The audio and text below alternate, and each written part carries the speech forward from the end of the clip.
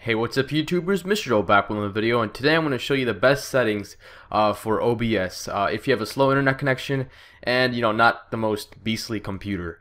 So let's get started. First of all, let me just show you what I'm dealing with. This terrible AT&T internet. Look at this, rated at 1 star. It's that bad.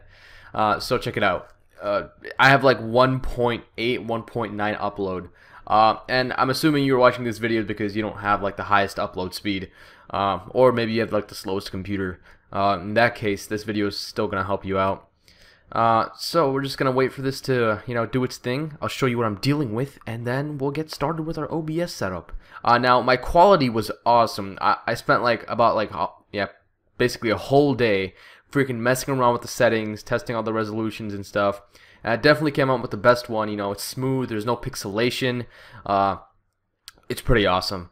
So right now, as you can see, it's 1.8. It flickers, I don't know. At daytime it's 1.9, and at this time it's this. I'm getting Comcast internet on Wednesday. They have like 10 upload, so at least that'll be cool. But now you guys see what I'm dealing with. So if you're close to these speeds, you guys know what to do. So make sure you test your speed first, so you deal with.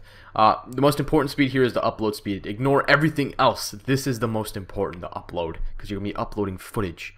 Alrighty, so once that's done, just open up OBS. You should have this. I don't know why you're watching this video if you don't, but go to settings right here. Alright, leave this as is. Go to encoding, right? Make sure this is selected, and make sure use CBR is selected. If you guys don't know what this means, it means constant bitrate. So that means that when you move around in the game, it's not going to get blurry. It's going to keep a stable bitrate. Enable CBR padding. It's going to pad the bitrate. If something freaking happens in the middle, it'll take a little longer to buffer. And then use custom buffer. Now this is where your max bitrate, your upload speed comes useful. So if you guys remember, my upload speed was 1.8. I don't know what yours is, but in kilobytes, it's 1,800. So maybe just 1,000 it. Now, a lot of people say use 80% of your speed. Look, if you have a slow internet connection, just ignore that, alright? Use 1800. I used the whole upload speed. I do lose a couple frames, but that's only like 1% of everything. So the person watching it barely notices it. Make sure your buffer size, your custom buffer size, is the same as your max bitrate. It gives your computer, to buffer it. Now, keep in mind that streaming is really CPU intensive. So if you don't at least have a quad core, I highly recommend you do not stream at a 720p resolution, because your computer, it's gonna lower the lifespan of your CPU. This is why a lot of people have 2 PCs. One's for streaming and the other one is for gaming. Now, audio encoding. This does not, it kind of matters. Use 64. Don't go lower than 64. 48 sounds really bad. This is where you decide on what you want better. Do you want your resolution? Do you want the video to be better or your voice to be better? I chose, obviously, video over that. Now let's go to broadcast settings. This is not really important. Let's go to video. Alrighty, so now I'm assuming you're gonna want to play games, right? So make sure you go into your game and set your video game's resolution to 1280 by 720. That way your computer has to do less work. So make sure that you base resolution custom, this to this, and then resolution downscale is going to be 0 because you're already streaming at 720p. Audio, there's nothing important here. Advanced, this is where some cool stuff comes in, alright? So, normal, keep this normal, do not change this. Some of you are going to be, well, I don't know. This does not make it look better, it just freaking stresses your CPU. The scene buffering, keep it at 400. I like 400, it's my favorite. Allow other modifier keys. Alright, this is where your CPU comes really useful. Alright, now this changes depending on how much your upload is. So for me, my upload is 1800, and this is the bare minimum for 720p. Alright, so now you guys know the bare minimum for 720p, you have to have at least a 1.8 upload speed to get it. So once you have that set up, this is where your CPU processor come in. Now, if you have like a balling CPU, like you have an i7, right? It doesn't matter what you have, or an 8-core 83 or FX 8350. That's what I have on my computer. You're gonna have to decide on what you want to do. So you could either play your video games at a really low setting, like on low settings. Let's say I'm playing Battlefield 4. I'm playing on low settings so that my CPU can work harder. So my CPU will produce a better image.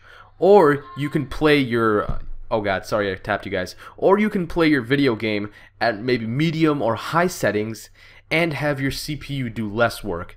That way your CPU doesn't overheat because some of the power is going to your game.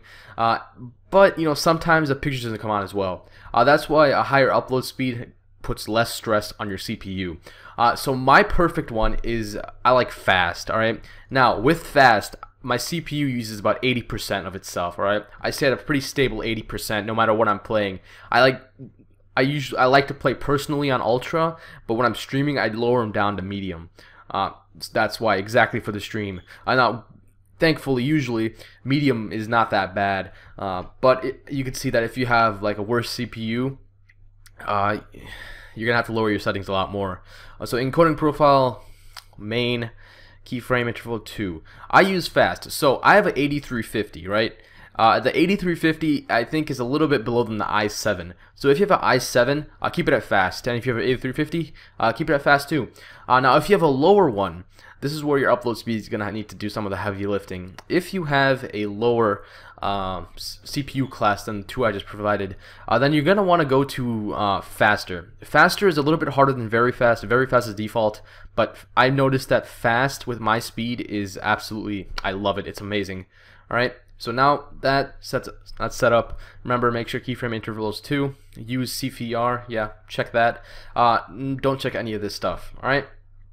So that's pretty much set up. Now this is, yes. Oh no, don't save any. I didn't change anything. All right. You know, noise gate. This is pretty standard stuff. Alrighty. So now you guys know all the settings.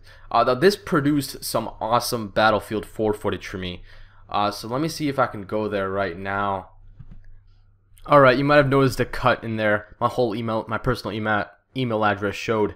But now that we're here, I want to show you how good the footage looked. So let's just skip forward. You guys probably can't even hear the audio because I'm not playing it. So I don't know if it's gonna translate well, but I will put a link to this preview in the description below. So hopefully you can see it for yourself. So these are the exact same settings I just showed you, and they're pretty amazing. I really like these settings. So yeah, it's actually playing right now. There you go. You guys have seen enough footage. I hope you guys enjoyed this video. It's not my usual intro stuff, but I definitely spent a lot of time on this, and I think it worked out. I might update it to a 1080p version later because I'm upgrading my internet. I'm also going to get a streaming PC. But with that stuff, that's pretty much it. If you guys enjoyed, please subscribe, leave a like, comment, whatever you want. Yeah, that's pretty much all. Thank you guys for watching. I'll see you next time.